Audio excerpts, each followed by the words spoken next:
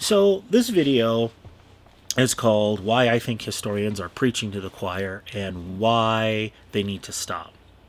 So, the primary way that historians share and exchange information, in a similar way to other fields, is that we do that through the monograph or through peer reviewed journal articles. Now, with peer reviewed journal articles, they're generally about a very specific subject in history. We may be talking about a particular event in Abraham Lincoln's presidency or a particular aspect of the Roman Empire, such as trade in a specific city. With a monograph, we're still staying reasonably specific. We're talking about perhaps an individual from history. We're talking about perhaps writing about, again, maybe a little bit more broad. We might be talking about trade in the entire Roman Empire, or we might be talking about a few years in Abraham Lincoln's presidency or several related events. So the issue that I have as a historian with these things is, while I find them extremely important and I don't think that they need to be removed or altered, I think we need, as historians, we need to think about adding to the conversations that we have with people outside of academia. The problem with journal articles is that often you're going to find them in very expensive, specific academic journals, or they're going to be online in databases that are behind paywalls. And then monographs are books that you're going to, of course, be able to get them on Amazon, or you'll find them in the bookstore.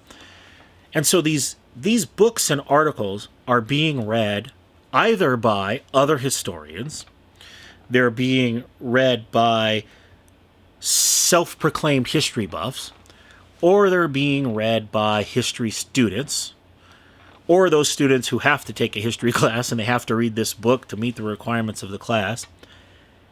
And not too many other people are exposed to these items.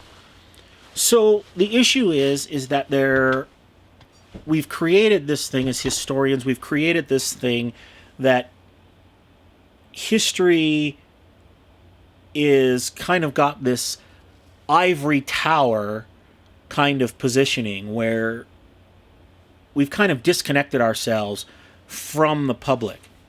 And the issue with that is that in the modern day, now we have conversations that people are calling history going on the internet that are continuing misconceptions about what history is. So we have people that are putting forth ideas that they are calling history, and these are just names, dates, and facts, the thing that a lot of people think history is.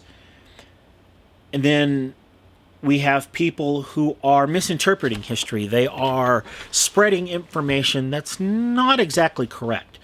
They haven't been trained as a historian on how to dissect primary documents and understand what they're actually saying. This can be a tricky thing unless you're a historian, because there's a saying, the past is a foreign country. People do things differently there. And that quote is very important because people have a tendency in the modern age, and probably in any age, to think that people in the past think exactly like they did. We also think that certain words have the exact same meaning that they did in the past. Words evolve, words change, people's modes of thought change based on when they lived. Historians are trained to get into the mindset of the people of the past. We can't know exactly what they were thinking, but we can understand and we can research and find out that, a word like liberty, for instance, means something different to people today with our very individualistic thought process about that word than it did to, say, someone like John Locke, who the ideas of individualism hadn't arisen in his time, so liberty meant something a little bit different to him than it does to us. So we have to understand those things, and unfortunately, a lot of people don't, and so they think they can just dive into the history game and say, oh, well, I know these names, I know these dates, so I'm qualified to speak on the Civil War, I'm qualified to speak on ancient Rome, or anything else.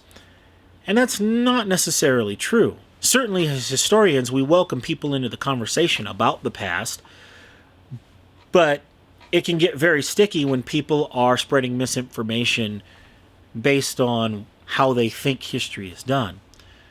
So I think that as historians that we need to enter the conversation ourselves.